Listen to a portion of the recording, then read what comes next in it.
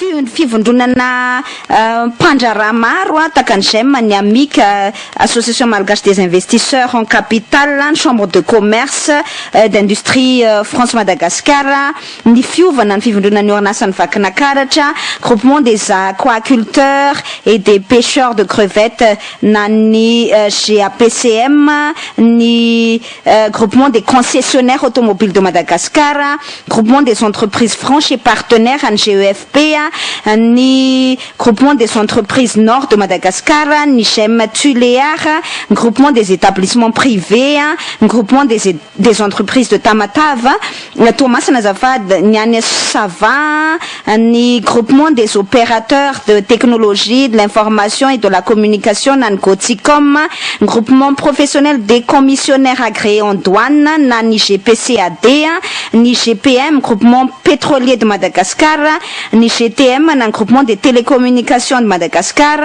ni JPM, Matsir Speka de Madagascar, un syndicat des entrepreneurs du bâtiment et travaux publics, Arnistim, un syndicat des industries de Madagascar, ça nous sait qu'il y a Aoudawol, un CHR de Madagascar, ça nous tient à l'ouza miantona, mitatao tsue wan vundjina orinasa anankiray, fa wan pandrara rehetra, zany hoe tous les secteurs privés, zany hoe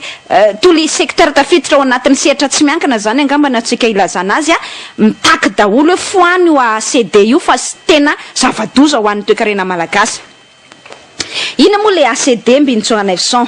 Le ACD dia tatao-ketry izy io, takiny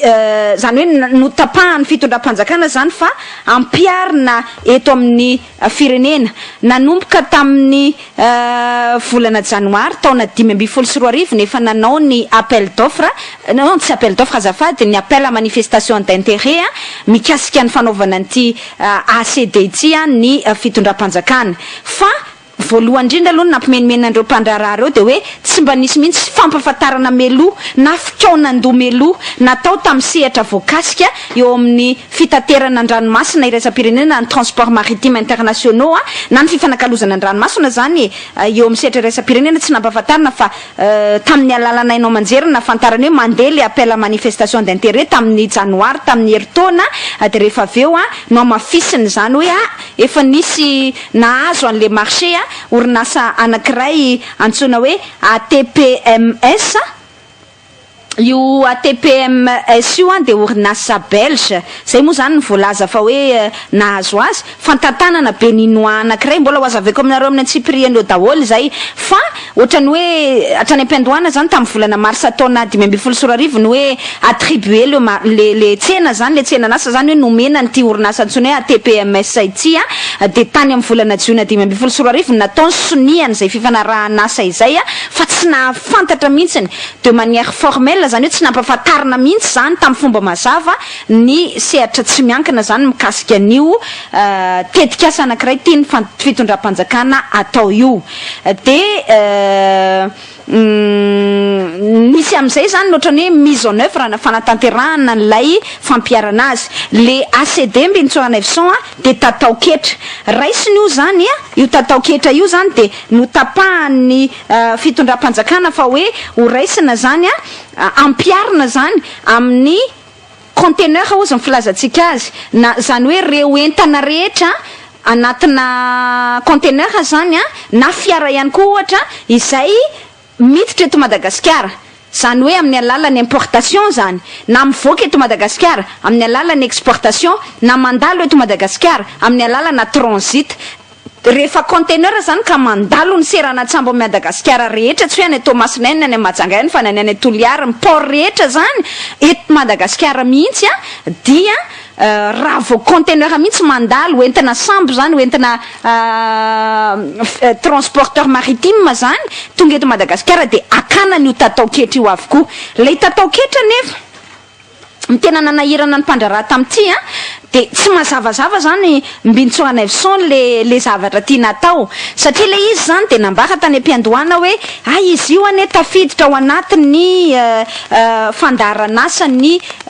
organisation maritime internationale zany hoe takin'ny organisation maritime internationale hoy ny fanjakana zany izay fampiarana an'ity tatao-ketra antsony hoe ACDIT zay ary rehefa takin'ny organisation maritime internationale ozy de tsy maintsy ampiariny fitondram-panjakana malagasy zany mba hiantohana ny ataontsika hoe sûreté zany na ny sécurité ihany koa ny fiarovana zany eo amin'izay sehatra ataontsika hoe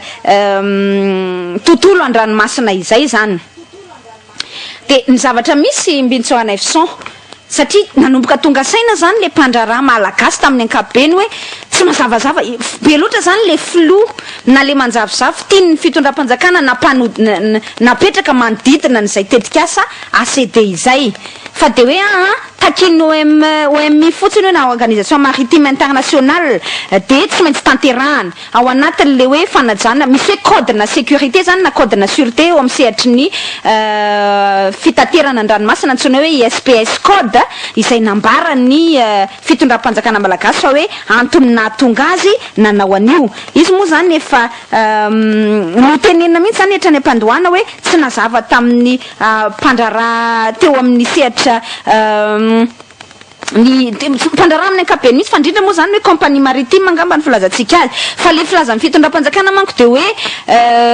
instauration de l'advance cargo declaration for ISPS code le ISPS code io ilay niteneniko atsika zany hoe code international pour la sûreté et la sécurité des navires et des installations portuaires de izay zany ny filazan'ny fitondram-panjakana hoe fanatanterahana ny ISPS code io natonga atsika nanao an'io ary takiny organisation mondiale organisation maritime internationale zany hoe vondrona amin'ny fitaterana an-dranomasina eo amin'ny sedra resa-pirenena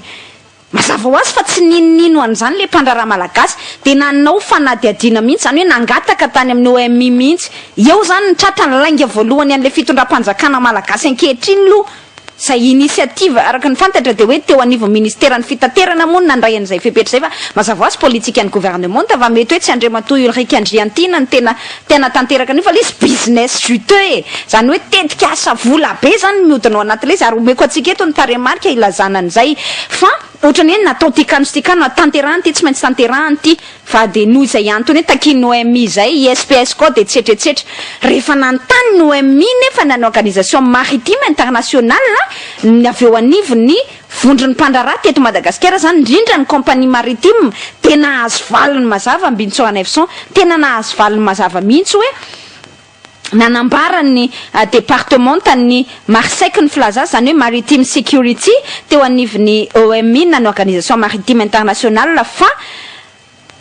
fa mitana ozy etretinao tsara Mbintsoana Evson na ny setra resa-pirenena aza mahita hoe namitaka le fitondram-panjakana malagasy fa mitana ozy trompeur ny ampiasana le hoe advance cargo declaration for ISPS code le fampifandraisana le hoe ISPS code zany miaraka am'le hoe advance cargo declaration zany de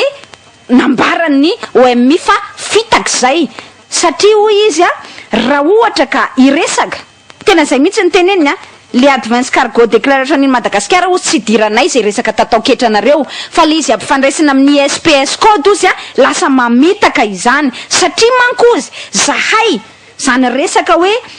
sûreté sy sécurité des cargaisons et de la chaîne d'approvisionnement satria le izy Mbintsoana Evson tena hoe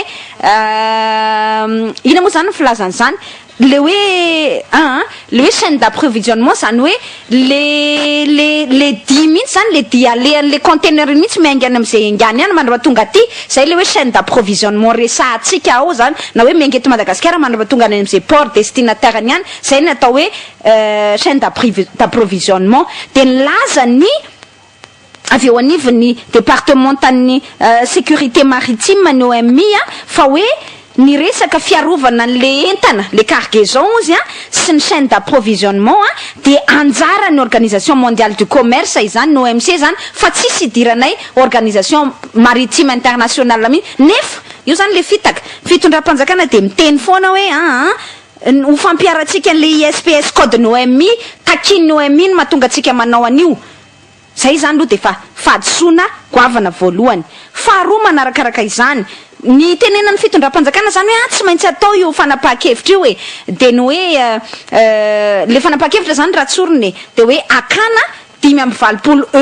€85 isaky ny conteneur zay rehetra conteneur ka mandalo eto Madagasikara na ny tonga amin'ny alalan'ny importation na ny ainga amin'ny alalan'ny exportation na ny andalo en transit eto Madagasikara de akana 85 € raha vao avy amina raha vao ohatra zany hoe avy any amina serana tsambo ny Europe na port hafa ivelan'ny Afrika zany na ny atao anatin'ny commission ny Océan Indien fa rehefa atao anatin'ny ranomasimbe indiana izy ohatra zany hoe conteneur iainga etsy à la Réunion mankaty Madagasikara ohatra ambinjoana Evson de 50 € raha miainga amin'ny serana tsambony Tanzanie, Kenya zany hoe firenena afrikana sasany izy any dia Afrique du Sud sy ny sisa dia 50 € ihany koa isaky ny conteneur fa rehefa izy zany ohatra hoe miainga any Europe, miainga any États-Unis, miainga any Australie, miainga any Allemagne sy ny sisa any Belgique sy ny sisa de 85 € par conteneur zay ny alaina déclaration melo io azavaiko nareo ohatra n'izao le système manaovana anazy rehefa avy eo fa ho azavaiko zany aloha le hoe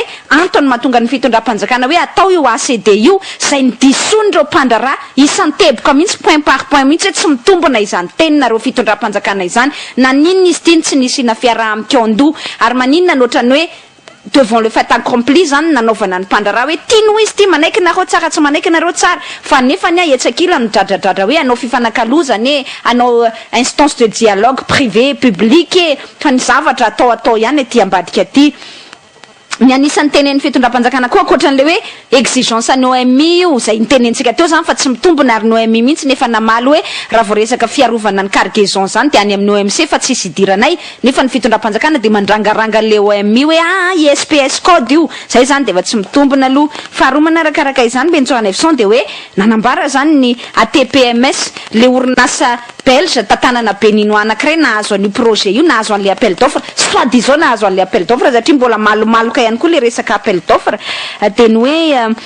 io nge mba ahafahantsika mivoaka ao anatin'ny liste noire ny garde-côte américaine de gaga ny rehetra ngamotsika ao anatin'ny liste noire ny garde-côte américaine ohatrany hoe famitahana zany de nagagatsika hoe mifanohitra ve zany satria tsika ny dradradradra ny filoha hery rajonary mampianina hoe verina ny AGOA 1 AGOA 2 zany hoe mahazo tombo manokana tsika miara-miasa amin'ny firenena amerikana ao anatin'io African Growth Opportunity Act io zany hoe ny lalàna napetraky ny firenena amerikana zany anomezana tombony manokana na hoe avantage fiscaux isan-karazany zany na non tena marina angamba avantage tarifaire ny tena malaza azy amin'ny rehefa tsika mampiditra entana any États-Unis ao anatin'izay AGOA zay tsy mbola nisy mihitsy resaka ary tsy condition napetraky ny fahazahoana AGOA mihitsy hoe tsy maintsy manao an'ity ACD ty ianareo mba azahoanan'le AGOA tsy nisy an'izany fa miforonindry zareo fotsiny io zavatra io fahatelo de ny hoe zay mihitsy aza moa ny teneny hoe araky ny teneny ATPMS any io de mba mahatonga atsika manao an'io ihany koa ane de mba azahoany Madagasikara misitraka tanteraka ny tombontsoa atolotry ny AGOA de zay le niteneniko teo zay tsy mitombona mihitsy zay ary efa nydison'ny mpandrara zay satria tsy nisy fepetranapetraka ny firenena amerikana mihitsy hoe mba azahoanareo ny AGOA de tsy maintsy manao an'ity ACD ty ianareo tsy nisy an'izany fa noforonina fotsiny hoe mbinotsorana Evson ary tsy voazava aloha hatreto zany tsy voazava mihitsy hatreto zany hoe inona ny ifandraisan'le redevance sy izay tombontsoa manokana lazaina fa azo ny Madagasikara amin'ny alalan'ny AGOA zay mikasika an'ity resaka redevance ACD ity